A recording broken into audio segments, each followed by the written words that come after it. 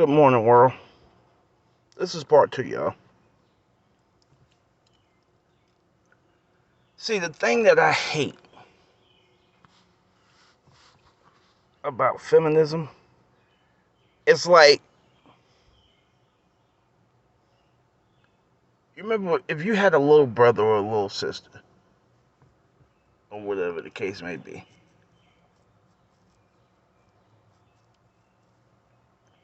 and they slap you and run behind your mama to protect them. You can't do shit because your mama right there. You feel like less than a man to tell on your little brother or little sister.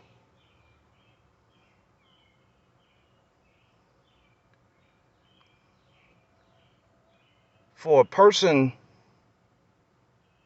to do what Monique did and then run and hide behind feminism, wake up and go to sleep, get a good night's rest, and not wake up and feel the need to apologize and see the wrong that she did because she attacked the wrong person and wake up and apologize, but to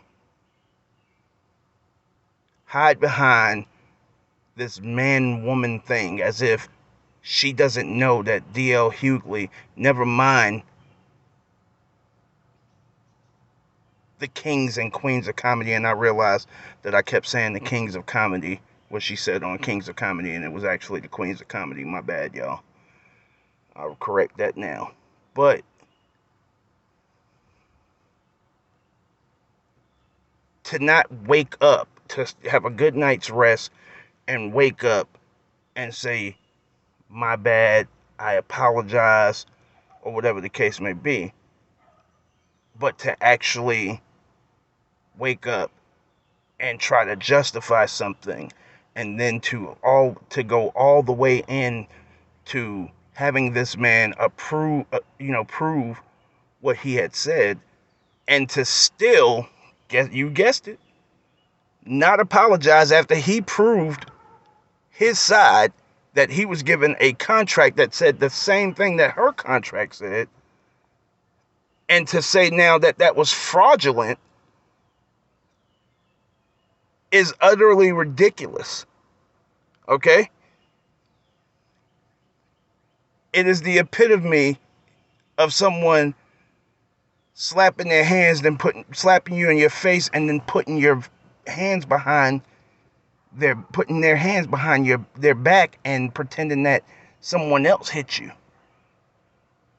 or pointing someone else out and coming out with this feminist mumbo jumbo as if you don't know that DL Hughley's name is bigger than yours. As if you don't know that the work that this man puts in is more than what you have done. You want to live off, it's like you go back and you say, I haven't been here in 20 years. Well, there you go. There's your answer right there. You haven't put in the stand-up comedy work in 20 years. All right?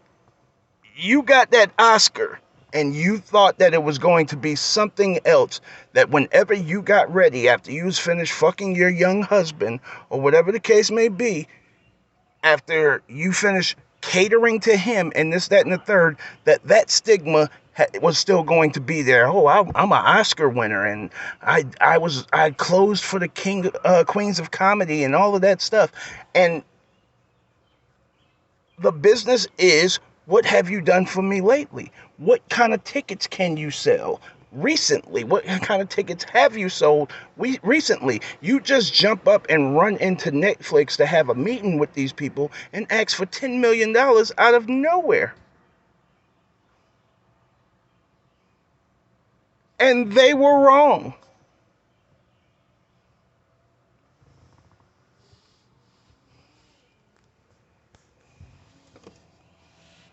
They were wrong. You not. You haven't been on stage in years. And they were wrong for not wanting to give you $10 million for a special.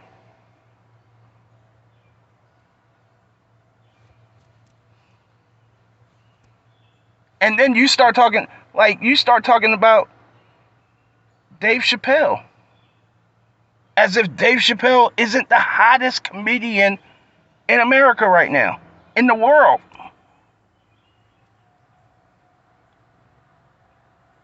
And this is along the same lines, like people that you've come up with and you have referred to as your brother. You're beefing with.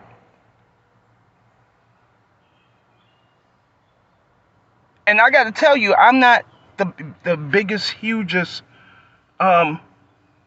Steve Harvey fan. I'm not the biggest D.L. Hughley fan.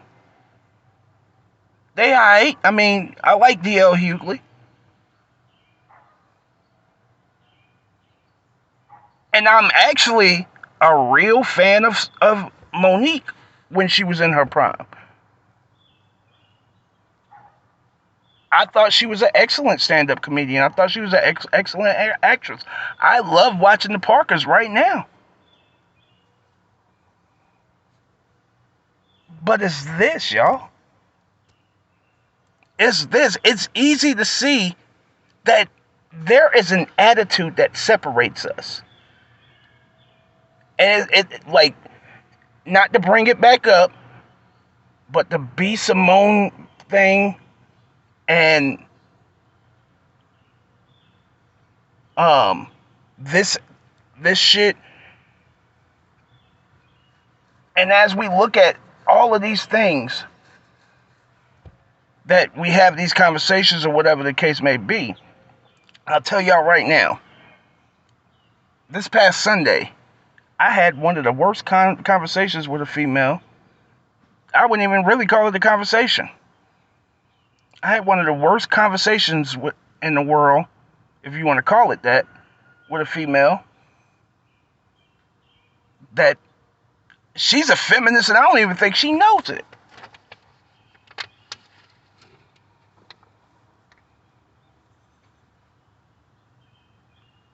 A conversation in which I wasn't able to get a word in edgewise, and by the end of it, even though I barely said anything, by the end of the conversation, I attacked her.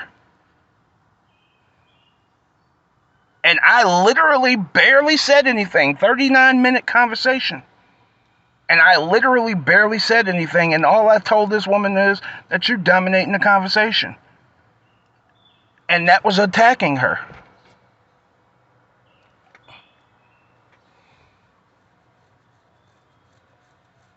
When I ask you a question and you answer it for 12 minutes and you never answer the question.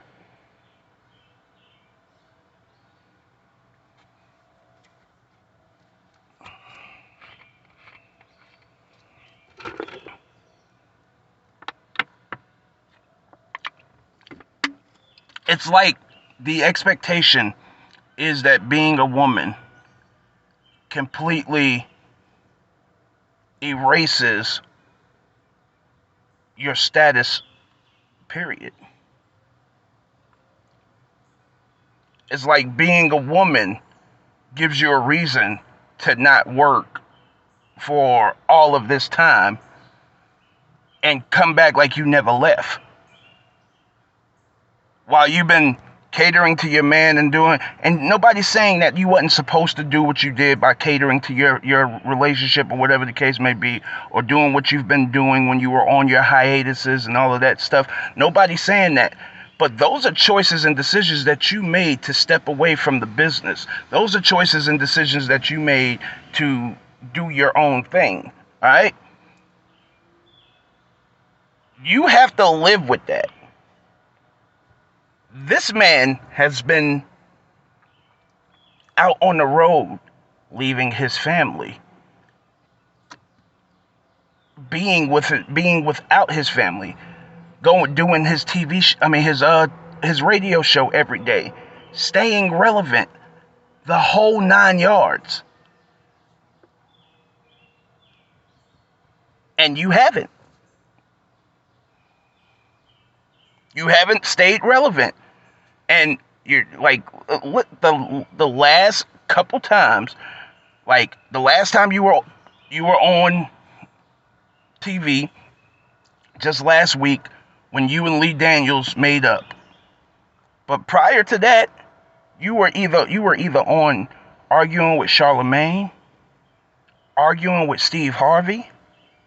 You were on the Breakfast Club, having not listening to anything but just making a point and anybody who disagreed with you or anybody who asked you a question that you didn't like, you would basically, I remember this and I remember that and you did this when years ago and this, that, and the third. The same shit that you pulled on the stage when you're talking about D.L. Hughley had his feet up under your table.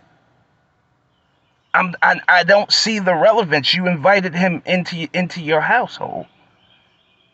You invited him into your household to watch a fight, and then you feel like he owes you something because of that. You didn't offer him a place to stay. You invited him to a party. What the fuck is that? Like, what kind of stripes do you think you get from that? Like, people get invited to a party every day, B.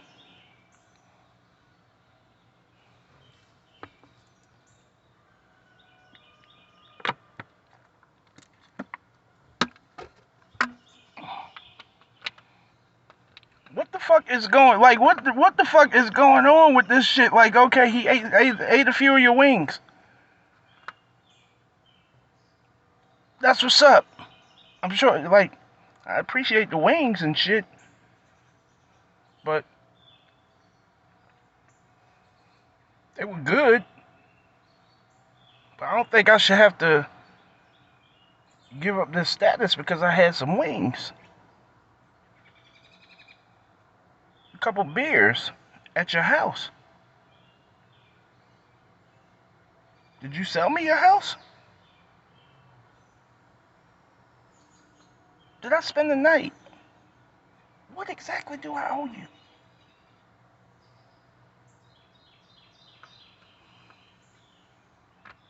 Nope, you thought because I'm a woman and, like, listen, y'all. I know I've been talking about femininity, feminist movements a lot lately. But it's like, it's obstructing your vision on being decent. It's obstructing your vision on, yo, you know fucking well that you were supposed to go after the promoter, not D.L. Hughley. And you chose D.L. Hughley because he is the name that's going to make you relevant. And that's not cool. So you get to piggyback in on this man staying relevant all of this time and then jump back on the scene by calling his name out. And that's not cool. You don't feel like you have to earn anything anymore since that Oscar. And that's not cool. People who are going into Netflix offices and getting these specials or whatever the case may be, they go out on the road and they're proving that they can sell tickets. If you can sell tickets, you can sell buys. If people are coming out here and seeing you, like, you have to put in the legwork. The Tiffany Haddishes of the world and the Amy Schumers of the world, all of those people are going through this shit, or going through that shit in that moment. And they're hot. That's how you get selected.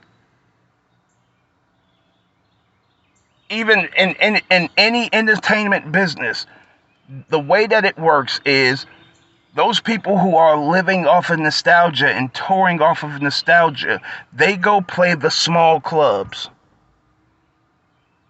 Okay? The people who are hot right now, they do the arenas. If you can't sell out a small club anywhere you go, if that's not you, then you can't sell out an arena. And that's where your disconnect comes. Because you needed to know, and you needed to see, all I got to do is keep talking. You needed to know and be able to prove to those of you, or those people who you want or who you think should make you. You needed to prove that you could sell out Detroit. Fox's theater, which is basically an arena. Maybe 20,000 seats, maybe. I don't know, I'm guessing.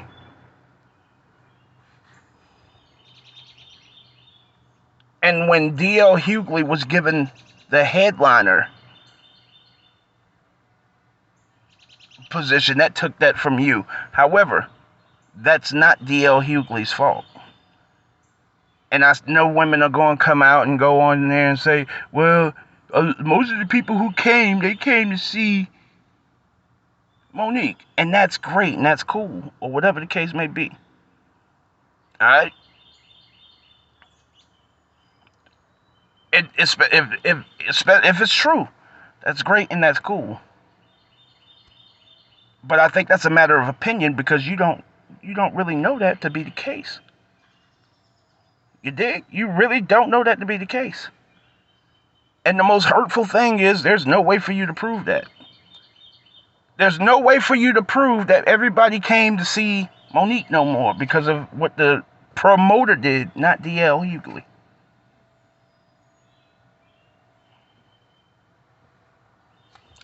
I got this idea. Promote your own shows. If you got it like that, get your husband to work. Do your own shows. Get you some young talent to open for you. And you go and you do these big theaters. If you have that much faith in yourself,